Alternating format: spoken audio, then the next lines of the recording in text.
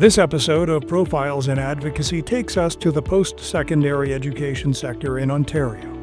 Host Melanie Taddeo chats with Dan Walters, who is both a lecturer and the man who coordinates practica for students at Ontario Tech University in the Faculty of Social Sciences and Humanities. For Dan, this is more than a job of syncing up a practical learning setting with the university's requirements for a student to graduate. His focus is on finding the right ingredients to achieve a qualitative level of empowerment and self-determination for the individual. His method follows the ancient practice of listening, so as not to make assumptions, and to achieve a greater understanding about authentic accessibility and inclusion. He's always looking around, self-reflectively asking, who is not included in the dialogue? Whose voice hasn't been heard at the table? Listen to this episode and hear from one of Ontario's most passionate and authentic champions of total inclusivity, and how simple everyday steps can form a type of advocacy that can become second nature to us.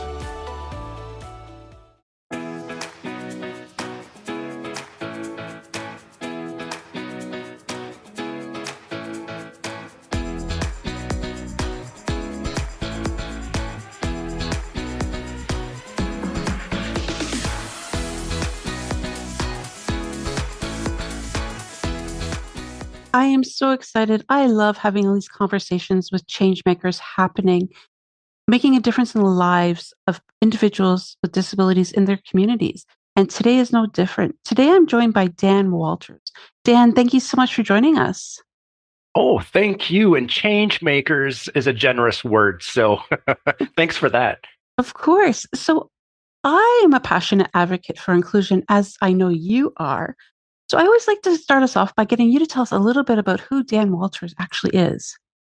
Well, Dan Walters grew up in an apple orchard, just to set the scene. And I loved it. Good thing I like apples. And didn't take me long to figure out that everyone looked the same, talked the same, valued the same things, a certain homogeneity about it. And then as I got out into the world, ventured past the apple orchard, I was floored in the best ways possible with diverse perspectives, life experiences, abilities, and I haven't turned back. And this all happened at a very early age. And so, for lack of a better word, I've been on a crusade my entire life to advocate and to make life accessible and full of acceptance for those who might not always be invited to participate, those who are usually on the sidelines. Those are my people. And I say that from a point of privilege, of course. And so in any instance, it doesn't have to be, Abilities Day or Diversity Day. I think in everyday instances, whether it be music, the arts, hanging out, or higher education, which is what I do, every day of the week, I'm going to invite people that aren't used to being invited. So that's what I'm all about. Amazing. And so you are in higher education. So what is your role? What do you actually do? I loiter. I am, it's true. I just show up at events, and I was at no less than 3 wonderful partner organizations yesterday. It's what I do. But I am a field placement setter-upper. So my technical term is a practicum coordinator. And that's for the Faculty of Social Science and Humanities at Ontario Tech University. Oh my goodness, that's a paragraph. So I coordinate the practica, the internship, community engaged learning opportunities for our students. And I am the instructor for the accompanying 4th-year practicum course. So I have one leg in academia, that's enough, and the other out in the community, learning from all the heroes who do the sorts of things that we attempt to teach about. And so I'm amphibious in that regard. And so I love my job. Amazing. And it sounds like it. Now, of course, in working at any university or post-secondary institution, you're going to come across diverse students, different backgrounds, different genders, and different abilities. What would you say in your role is the biggest challenge for the students and for yourself, and also, I guess, the best accomplishments for both the student and yourself? Yeah, how much time do you have? So challenges, which I'd call considerations, are boundless. In other words, anytime I might think I have a handle on every consideration, I learn a few more, and which is always good in a way that it's evolving in terms of students' needs and perspectives and obstacles. This conversation would look different in 2022, and it will look different in 2027. And so, my job, which is strange for a chatty person, is to really actively listen and have deliberate measures in place where I can hear and honor students where they are and not make assumptions. And it's with any place of learning, we can turn into how do I say this, an institution real fast, where we take students' money and they go out and maybe they get a degree. And I don't want to make it transactional. I want to make it qualitatively special and oven baked. So in order to do that, I have devices such as my pre-practicum curriculum, where I meet with every single student face to face, old school, before they go out into the field, and we unpack the sorts of things that they shared in their application or intake. And the stories that they share are quite humbling. And so my job is to listen and to really make note in a trauma informed way what sorts of things matter to them. If they're fleeing a war torn country or if they have experience with intimate partner relationship violence, it's a very special privilege for me to come to understand these stories. And so for us to dismiss our students or to reduce them just to student numbers who go through and take their multiple choice tests and then move on is a disservice to who they are as human beings. So I listen to their stories. Again, I'm talking a mile a minute here, so it's hard to envision me listening. And when it comes time to match the students with an appropriate organization and or project, it very much is with them in the driver's seat. So call it what you will, empowerment or self-determination. When a student is matched with an organization, it is 100% steeped in the sorts of things that they shared with me in my office. So that's just one little itty bitty example. Do you want me to go on? I have so many things. No, this is amazing because I think that is so important because I think when we think of post-secondary institutions, we think they're large people. We become a number. I remember when I was in university, I was a number and that was it. But the fact you're taking that intimate approach and getting to know the person's needs and desires and perspectives and then matching them appropriately makes it just so much more inclusive and a great way to start. So, I'm sure many people are wishing they were part of Dan Walter's class for sure. Well, I don't know about that. Uh, thank you for saying that. And it's just it's humbling because I had a student here. I'm just thinking of an example. I don't want to disclose too much, and I can't remember how we got on the topic. And my apple orchard naivete is always on full display. And here's an example. She was, I can't remember where I was placing her, but I sort of gave her a perplexed look. But I'm sorry to inform you, but where you'll be working is in the basement of this, building. And she lit up and went, hot diggity dog, the basement. And I thought she's being silly and just, a little bit saucy. I said, the basement? And her eyes got all glassy and emotional. I said, oh, what have I walked into? And I said, you're happy about being in the basement of, I think she was doing court records or something. Most students kind of turn their nose up on working in the basement. Mhm. And to make a long story short, she said, the country I come from, everybody wanted to live in a house that had a basement. And very few of us could because it was a thing of privilege and wealth.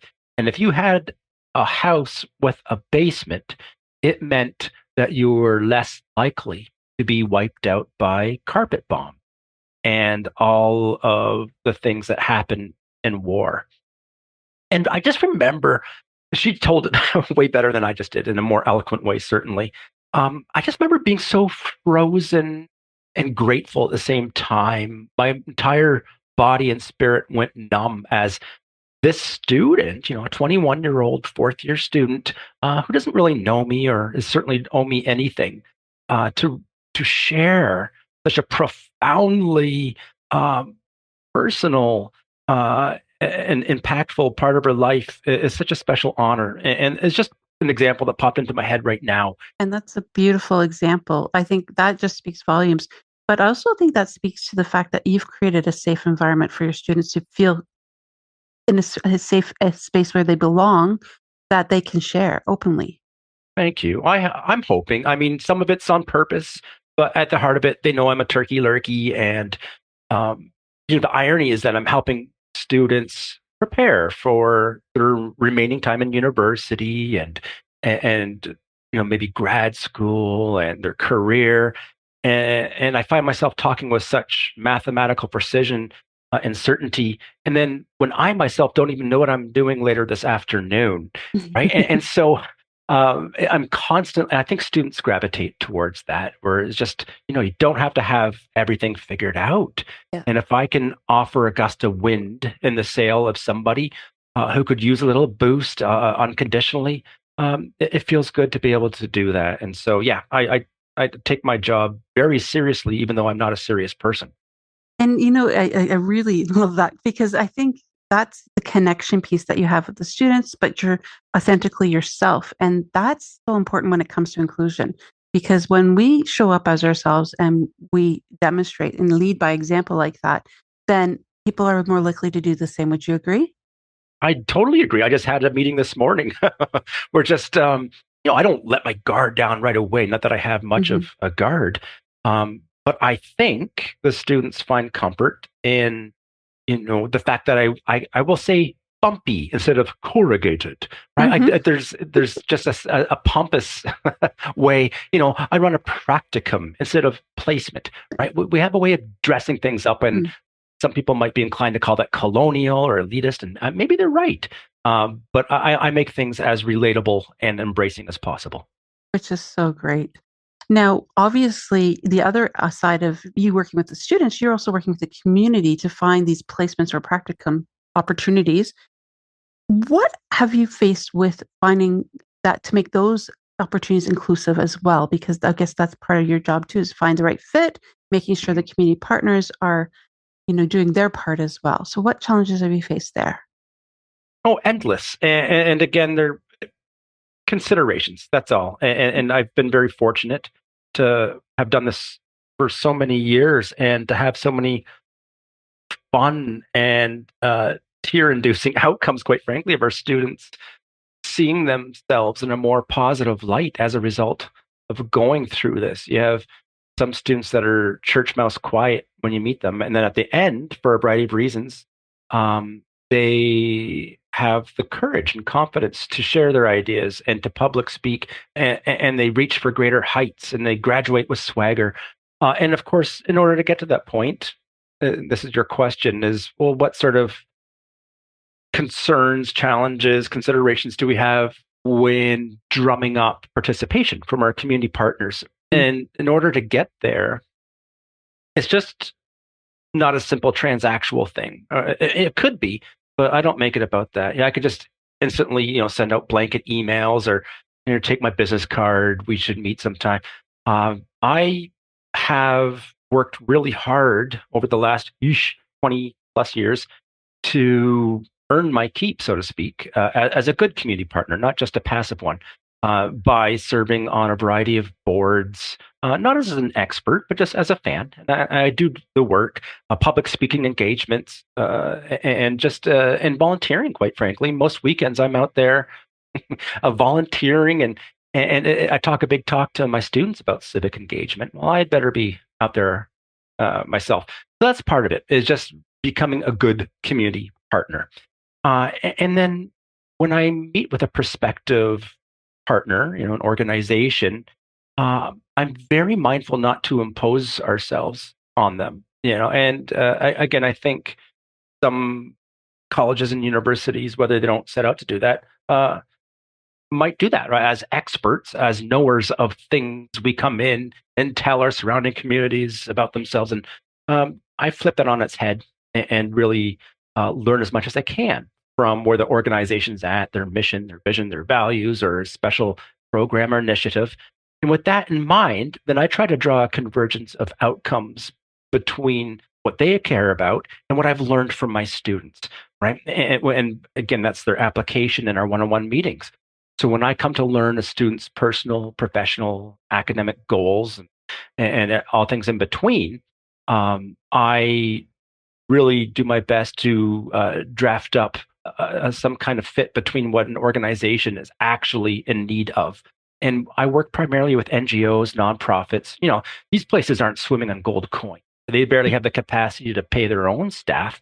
And so if I'm coming along like a storm cloud and saying, hey, do you have the time, space, resource, staff to take an undergrad student?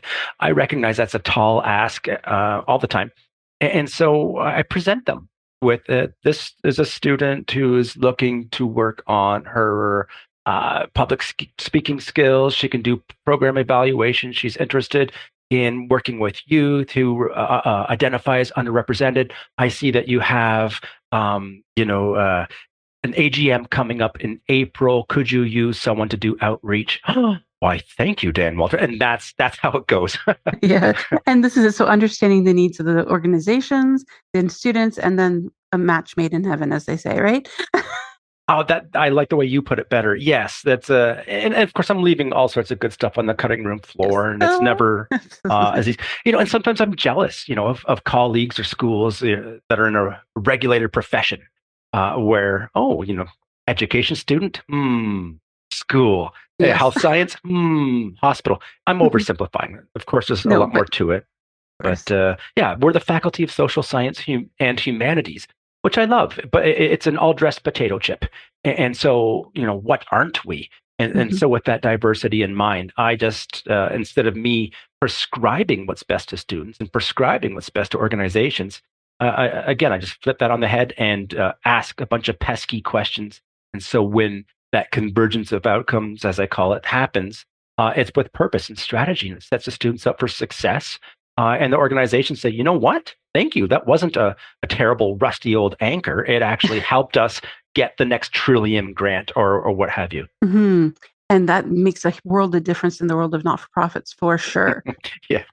I know that we at Connect for Life, we have placement students from various colleges come and support us from the social service sector. And it's always exciting. It's a great opportunity for us to share our experience and expertise and learnings, but also for them to help and get to know our clients. And one thing that I always find is the willingness to come and learn, but also by allowing us to create a safe space for them to learn and make mistakes. It's okay.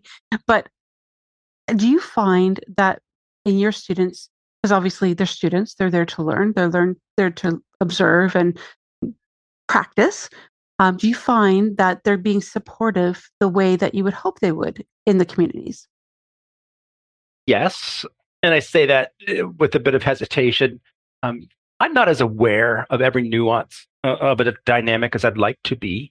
The only thing I try to control for up front is who we align ourselves with. Right? I don't create an affiliation agreement with an organization if they don't have supervisors who are willing to invest themselves into the student's development, which is a mouthful. And so that mitigates, a little bit of the exploitation and just the sort of connect the dot nature that can happen in the world of placements. But I find it's all the pre-placement work that really does set the stage for magic in ways that I can't even anticipate. Right? It makes me feel so happy when an organization says, "Oh, thank goodness, the student was able to come in and make heads and tails of our new social media campaign or what have you." And of course, when a student sees themselves in a more positive light, that's just so rewarding. And so I think to somewhat answer your question, a lot of that work happens up front and in advance. But it did the treatment. I can only count perhaps on one hand the number of times where, oh boy, something's off here. And I'm alert to that because earlier I was saying have these deliberate mechanisms in place. So I have these reflective journals, and that's where formally I can see if something's falling off the rails, if a student's not comfortable with Mhm. some work, right? And I have the training up front, which again doesn't control for everything. I have the students do women's training, health and safety, and mental health training. I have them Yeah. do be there training because I'm stubborn with it. I don't think it should be an asterisk or a footnote. I think wellness is foundational. So boom, they do all that, but again, still doesn't control for every Mhm. sort of precarious situation that might happen in the Mhm. landscape of work. But I've been No. very fortunate. And so again, this is just my observation. Just what you do on a regular basis, just being Dan, it just is a form of advocacy because you are ensuring inclusivity in the classroom, in the community, with your community partners, and everything you do. And this is, I think, something really important because I think when people think about advocacy, they're thinking of going and beating the drum, protesting, or going to legislation and talking to the government. But it's also just by being somebody that has value of valuing inclusion. Would you agree? I agree full heartedly, and I aspire to be that. And I'll never be. That's why I think when you first reached out, I had all these disclaimers. Hmm. I'll be talking as Dan the fan, not Dan Hmm. the expert. Yeah, 100. And I mean, and there's some aw shucks, self-deprecating, but I truly mean it.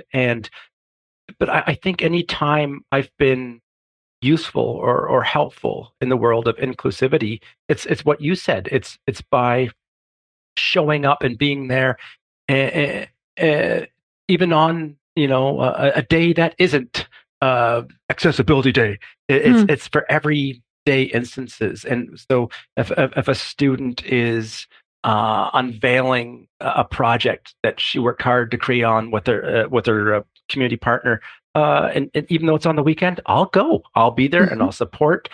It's a little gesture, but the impact can be immeasurable. And I'm just using that as an example. We had a mhm, student 2 years ago. She created, or she helped create, a comic book that was written and illustrated by Black youth in Durham region, which is powerful. And I said, all right, of course I'm going to support you. And she was a little bit anxious about how it might go over because it's the first of its kind. And she was a shining star, and the youth that created these stories held themselves high. And I was sitting beside one. He said, I've never been invited to anything in my life, let alone the star of the show. Right. So when we use words like transformational and empowering and all that, mm. that's it. And I did Yeah. nothing. I literally sat there like a lump and smiled. I took photos for the Mhm. organization and cut their cake. Uh, Again, you don't need a black belt to do that. no, for sure. You just being you and showing up, and that's huge. I think also, it's so funny. I had a conversation just recently, and everybody's talking about, becoming more inclusive, whether it's in the workplace, in and educational settings, in the communities. But what does a conclusive community or inclusive workplace look like or sound like for you, Dan? What would that ideal place look like? What should we be going for to work our way up to that? Everything, the macro, the micro, and everything in between, the language that we use, the curriculum. Um, Geesh, I do love where I work, Mhm, and I'm generalizing. And this is not just my university, but dare I say, there are a lot of theories and concepts and methodologies by white men, just a lot, predominantly. mhm, mhm, And is that a problem?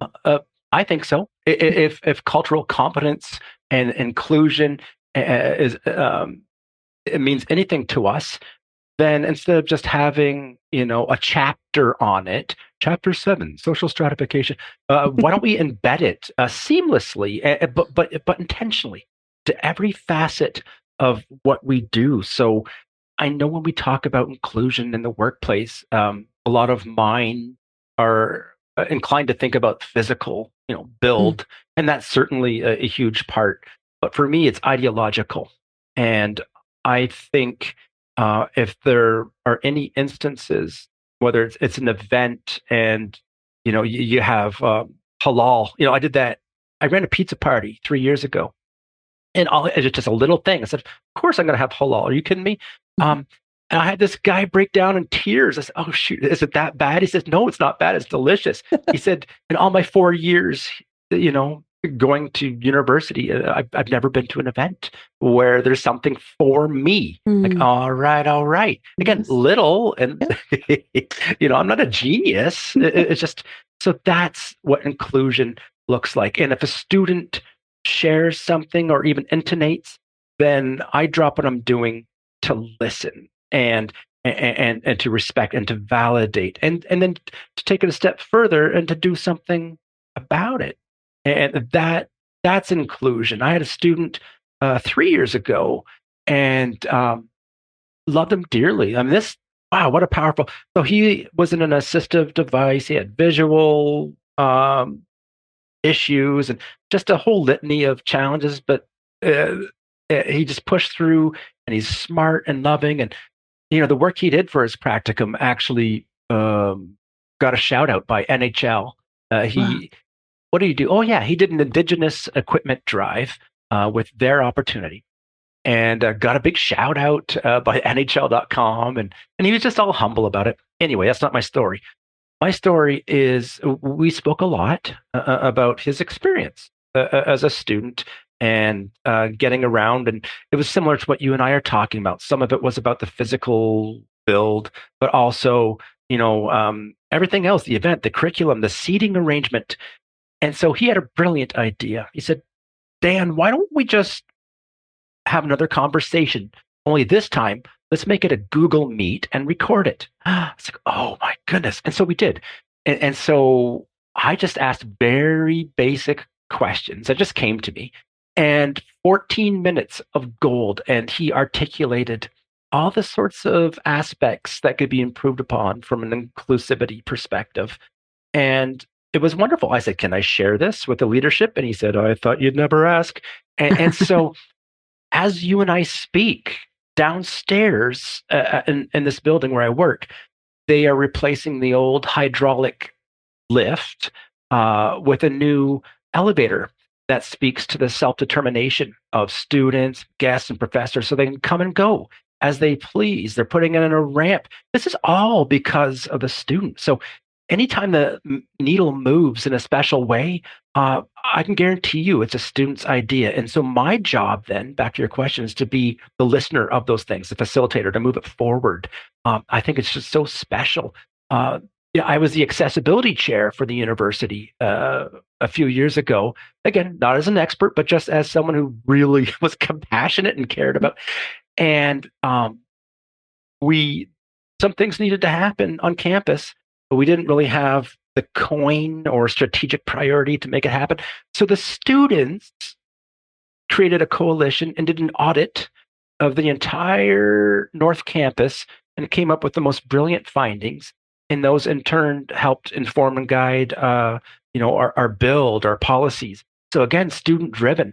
And so, I should just be here giving thanks to all the students over the years who've made this place special, and they didn't owe us anything. I mean, we take their money, their tuition, and for them to have the generosity and creative dexterity to put special things in motion and to boost the overall rights for future students.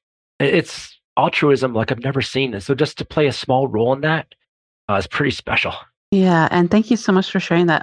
I got goosebumps, I'll be honest, because this is it. It's about, because not only are you setting an example by doing what you do, but also then encouraging and empowering students to take on a leadership role, to be those advocates, to do that audit, to say this is what needs to change, to put it together so that the university has people with lived experiences saying this is where the gaps are, here's what can be addressed. That's just brilliant, because I think that sets up for leaders for tomorrow. And this is how I think the inclusive societies will actually happen, is by having people with the lived experiences coming to the table, sharing their perspectives, us listening, us then taking the findings and working collaboratively with the community, with whether it's the educational institution or whatever business, and making it happen. And you're right, because it's not always on the top of people's priority list financially or strategically. But in fact, this is something, inclusion and accessibility impacts everybody, whether they know it or not, in some Oh, yeah. component. And this is it. And if that's addressed, it just opens up so many more opportunities and possibilities for people that they may never have even considered. Yeah, So I like the way you put it. Much more eloquent. no, listen, the way you shared it, I was just like, wow, this is so real. And that's, I think, what I really, when I learned about you and the work you were doing, I was just like, he's just himself and he just Yeah. does what he does. And, it's interesting. I'll be honest, in preparation, I did read some of the reviews of your students. And my goodness, talk about stellar. They just adore you. And I think that just comes back to that authenticity. So, Thank what you. can you say for other professors and other organizations, institutions, or even leaders? What actions can they take to just lead by doing?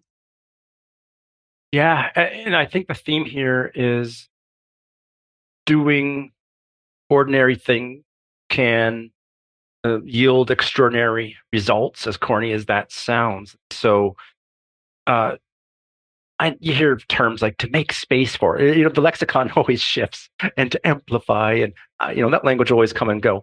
Um, but to do it in an authentic, pure way, where the interest is genuine. Every human being on earth can sense whether somebody's going through the motions or actually if they give a hoot. And so anytime I've been helpful, honestly, as you can tell by my small stories, it really wasn't an extraordinary feat to start with. It was just an ordinary action. If it's writing down what they're saying or sharing a video with our deputy provost, I should give a shout out. I don't know if she's going to listen, but it's Mary, our Mhm. deputy provost of the university. That's the one who is really helping make this a more livable place for all students. Um, that's just it. And I've learned that, okay, good. I don't have to be a rocket scientist to achieve great things. So my advice to other professors is to come to work and be present. Take yourself to work day. Be present and active listening, and just everyone knows that you can squawk the tires at the intersection. Doesn't mean you need to, right? And so just be humble and invite new perspectives. And maybe let's challenge our own. Many times I like being wrong. I think it's going to zig and it ends up zagging. It hurts for about 2 seconds, and I'm like, thank goodness, because now I have the right answer. And so it just there's a certain rigidity that I think we need to move past. And again, it doesn't take Einstein levels of brain power. It's just opening up the heart to new, better, improved, more diverse perspectives. I love it. And I think everybody should take Dan's advice because you speak from experience and you have the proven track record to show that it works. My Thank you. last question for you today. Oh, we're there already? Okay. I thought we're just Yes. Can warming you up. believe That's cool. this is it. No. So what I'm going to say is this.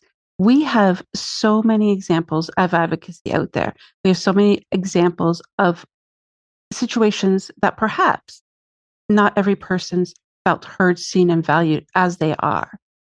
What, as individuals, can we do to make the world more inclusive? Ooh, what can't we do? I think there's a constellation of possibilities. I'm not even sure, like, who's listening to this. The way we define community now is a different, you know, uh, even a few years ago. There are online communities. If if people are playing, I don't even know the names of the games anymore. Uh, Video games, include someone who's usually left out. Small thing, but little thing. If you're creating an event, then make it front and center around those who typically don't participate. Ask the questions. We, myself included, are quick to congratulate ourselves on events or initiatives. We did it. We hit all our target numbers, and then we'll present these findings. And but do we ask, who are we missing? And we don't. And so that's the swamp I live in. I always, with anything, I critically assess, well, who didn't attend this event? Who are we missing? What are the voices that aren't contributing to this survey? And I think if we have more people asking those questions, as uncomfortable as they are, and they're not uncomfortable, like, come on, whatever. Let's be blunt about it. Who are we missing?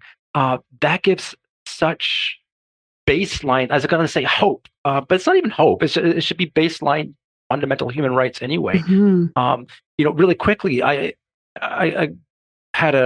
applied for a grant. Oh gosh, I don't know, 3 years ago, Seawill grant, and as I invited students to participate in experiential learning, so placements, etc., who otherwise, for a variety of reasons, otherwise would not. And so these are students who identified as underrepresented. They maybe would have an intellectual and or physical disability, a dependence at home, first generation, or all the above, which was the case for many. And their GPA, don't even get me started on GPAs. At the time, were not where they needed to be in terms of the criteria. Whatever. I said, all right, you are going to be the stars of this show. And I, with this money, was able to connect them with some great partner organizations to do tangible projects that at the end, the pot of gold at the end of the rainbow was, it equipped them with something to show for, something to be proud of, like something tangible, not just putting in hours at a place. But as a result of my leadership and program evaluation, this organization was able to blank. And so when the students told this, when they reflected and unpacked on their experience, every single one basically said, yeah, I've never been invited to do something like this. I wish I had of. And one student, she was at Girls Inc., wonderful organization. She just said, I could have used Girls Inc., when I was a little girl, and it's transformational. And this has me thinking about my future in ways that I wasn't even thinking about a few months ago. And another student said, some of my classmates would call this work or an inconvenience, but me, I call it opportunity. I'm so grateful to develop these skills.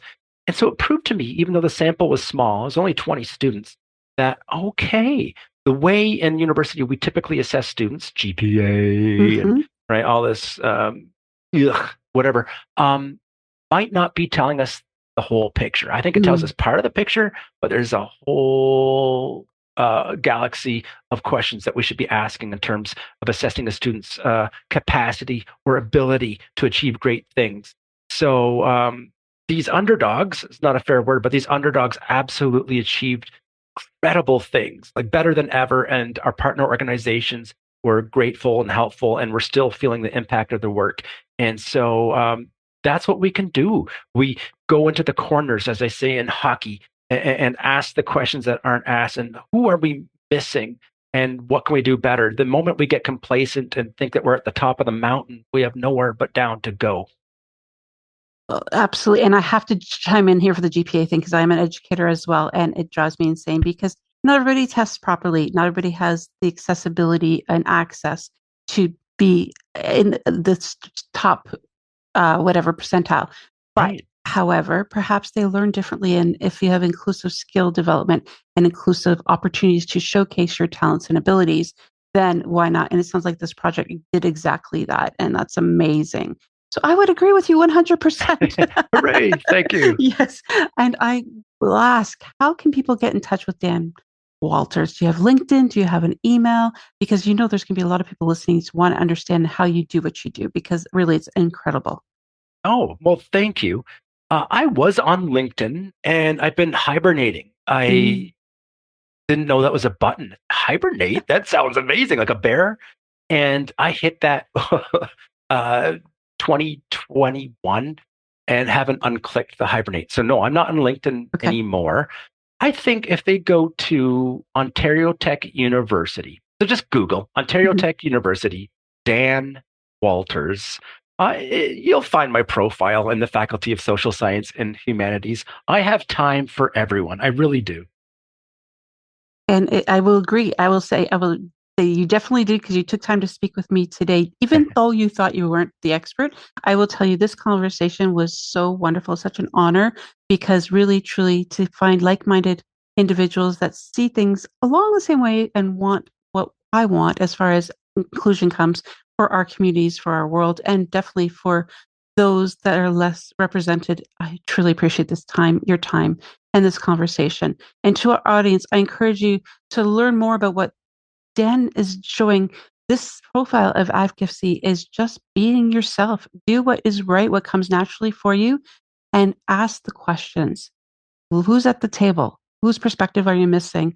And just consider, if it was you, and would you feel like you belong? So truly, until next time, we'll be having another great conversation with another changemaker. Thank you, Dan.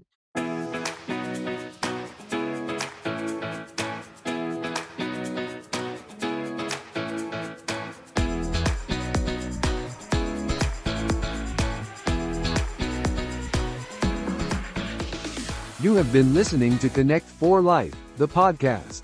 Connect for Life is a Canadian-based registered charity committed to eliminating barriers for people with disabilities. Visit connectforlife.ca and join us in helping people with disabilities become the champions of their growth stories.